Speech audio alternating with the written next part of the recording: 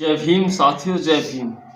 और साथियों, रोजाना की तरह कुछ पंक्तियां फिर लेकर हाजिर हूं मैं आप सभी के बीच में, आपका अपना भाई मनोज कुमार। और साथियों, वो पंक्तियां उन 85% लोगों के लिए हैं जो बरसों से शोषण झेल रहे, बेरोजगारी झेल रहे और भूमिहीन लोग, यानी जिनके पास कमाने खाने के साधन बहुत कम हैं और आज भी गरीबी से जूझ रहे हैं, दिन रात मेहनत कर रहे हैं तो अपने बच्चों को पाल रहे हैं। अगर मेहनत ना करें 2 दिन 4 दिन तो शायद बच्चों की रोटी के लिए लाने पड़ जाएं, यानी उनको रोटियों में भी दिक्कत आ जाए। वो समाज, गरीब समाज, वो समाज, पिछड़ा समाज, और जिसमें मैं यहाँ जाति बिरादरी की बात नहीं करूँगा, मैं केवल बात करूँगा मानवतावादी और उन गरीब तबके की जिनको उनके हक अधिकार आज तक नहीं मिले, वो अपने हक अधिकारों से वंचित हैं। कि क्या तुम जल जंगल नहीं चाहते, क्या नहीं चाहते तुम अधिकार, क्या तुम जल जंगल नहीं चाहते, क्या नहीं चाहते तुम अधिकार। बहना की सरकार बना लो, मान लो कहना तुम इस बार। और बहना की सरकार बना लो, मान लो कहना तुम इस बार। अगर चूके तो चूक जाओगे, और अगर चूके तो चूक जाओगे, मिले न मौका बारंबार।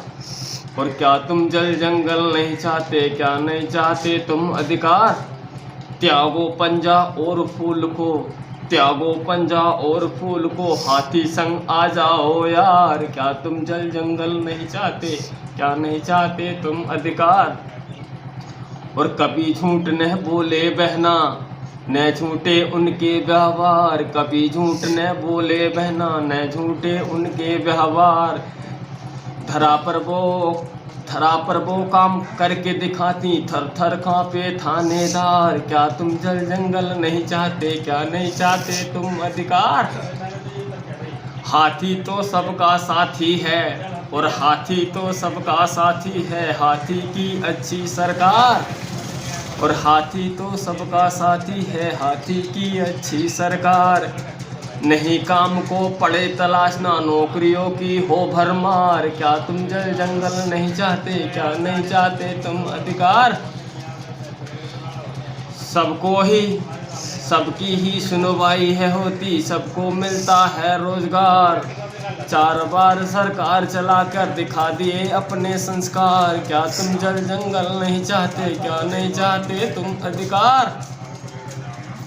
हिंदू मुस्लिम रहे प्रेम से, नहीं लड़ाए वो सरकार। और हिंदू मुस्लिम रहे प्रेम से, नहीं लड़ाए ये सरकार।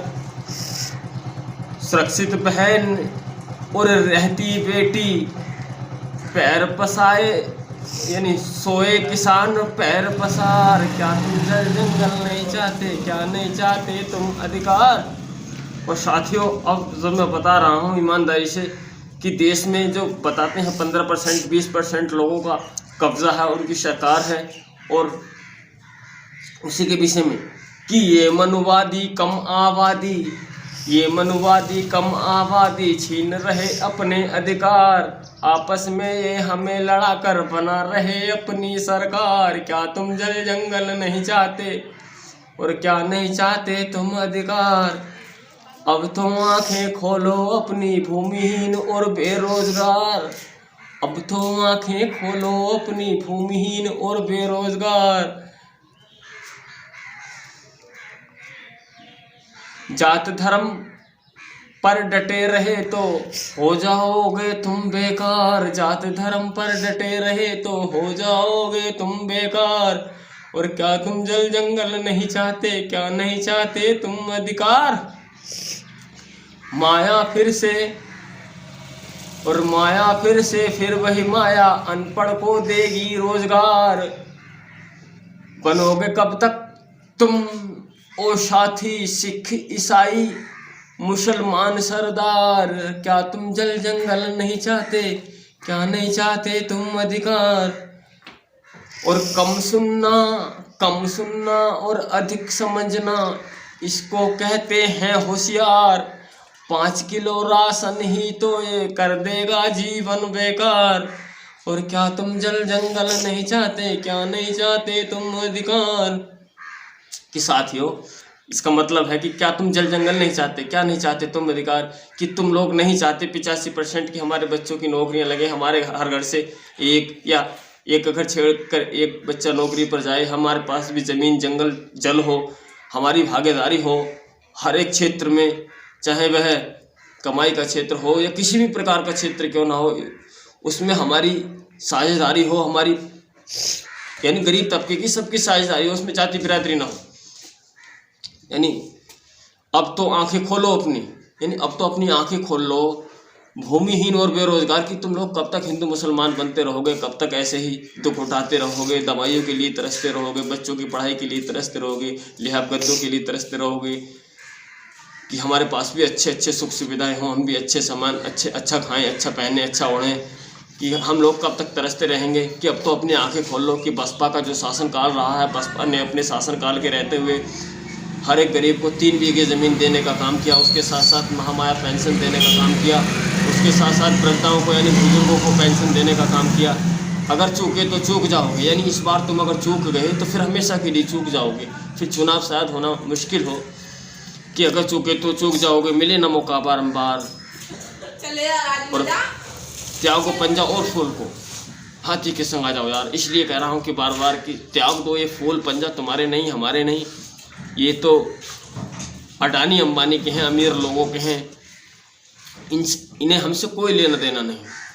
हाथी तो सबका साथी है, यानी बसपा ने उत्तर प्रदेश में 4 बार सरकार चलाकर साबित कर दिया कि हाथी सबका साथी है। हर एक तबके को, हर एक बिरादरी को, हर एक जाति को उसकी उसी हिस्सेदारी दी गई, और गरीबों को भी सुख सुविधाएं अनेकों दी गई। कि न ही काम को पड़े तलाशना, यानी बहना की सरकार में काम तलाशना नहीं पड़ता, ऑटोमेटिक मिल जाता है। 5 में छठे वालों को सरकारी नौकरियां मिल जाती हैं। हिंदू मुस्लिम रहे प्रेम से, यानी कभी हिंदू मुसलमान के नाम पर बहन जी के शासनकाल में दंगा नहीं होता साथियों, नहीं लड़ाई वो सरकार। यानी बसपा का कोई नेता या बहन जी कभी लोगों में भड़काऊ बातें नहीं करती, न लोगों को मरवाने की कटवाने की, यानी बात हमेशा मानवतावादी करती हैं। चाहे कुर्सी आए या ना आए, चाहे सरकार में वो आए या ना आए, मगर वो कभी लोगों को भड़काने का काम नहीं करती, ना उनका कोई नेता भड़काने का काम करता है। सुरक्षित बहन और बेटी, पैर पसारे सोए किसान, यानी बहन बेटियां सुरक्षित रहती हैं। पशुओं को और किसान भी अपने घरों में पैर पसार कर सोते हैं। उनको ये नहीं कि हमारी फसलों को जंगली जात पशु चर जाएंगे। ये मनोवादी कम आबादी, ये जो मनोवादी लोग हैं ये देश में ज़्यादा नहीं है। और ये जाति बिरादरी की बात नहीं, मनोवादी सब यानी हर एक समाज में हर एक समाज में होते हैं, यानी जिनकी सोच खुद खाने की और दूसरों का छीनने की होती है। ऐसे लोग हर एक समाज में, हर एक जाति में, हर एक बिरादरी में होते हैं। यानी ये मनोवादी कम आबादी, ये मनोवादी हैं जो ऐसी समाज में रहकर आज बीजेपी RSS का साथ दे रहे हैं और हम सब लोगों के हक अधिकार छिनवा रहे हैं। SC ST OBC के ऐसे अनेकों नेता बस बीजेपी में हैं जिनकी वजह से आज हमारे खेतों को पशु चरते हैं, हमारे बच्चों को अनेकों परेशानियों का सामना करना पड़ता है, हमको रोजगार से वंचित होना पड़ता है, हमें हमारी फसलों का दाम उचित नहीं मिलता, समय पर नहीं मिलता, कम बढ़ती रेट मिलते हैं। माया फिर से वही माया, अनपढ़ को देगी सरकार रोजगार, यानी कम पढ़े लिखों को नौकरियां देगी। और बनोगे कब तक तुम ईसाई हिंदू मुस्लिम सब सरदार, यानी कब तक तुम जातियों में बटे रहोगे। फिर अगर जातियों में इस तरह ही बटे रहे तो शायद फिर गुलामी की तरफ आ जाओगे और तुमको पता चल जाएगा। अभी तो तुम सोचते हो कि चमार और जाटव करते हैं गुलामी, धीमर कुमार, लोधी, माली, गड़े, लूले, जमार, भंगी, हिंदू, नाई, बड़ाई, तेली, तमोली, ऐसी अनेकों जातियाँ साथियों जो गुलामी करती आई हैं और उनको आज उनका ही शोषण हो रहा है उन्हीं जातियों का। यानी जिनके पास बच्चे ज़्यादा और ज़मीनें कम हैं, कमाने के साधन कम और फैमिली ज़्यादा है, तो उन लोगों के लिए ही मैं पंक्तियाँ लाऊँ कि हम लोग आखिर क्यों नहीं बहन जी के साथ लग रहे। बहन जी एक ऐसी नेता हैं जो ऐसा बाबा साहब के सिवाय कोई दूसरा पैदा ही नहीं हुआ। बाबा साहब, बहन जी और महात्मा ज्योतिबा फुले और छत्रपति साहू जी महाराज हमारे ऐसे महापुरुष हैं।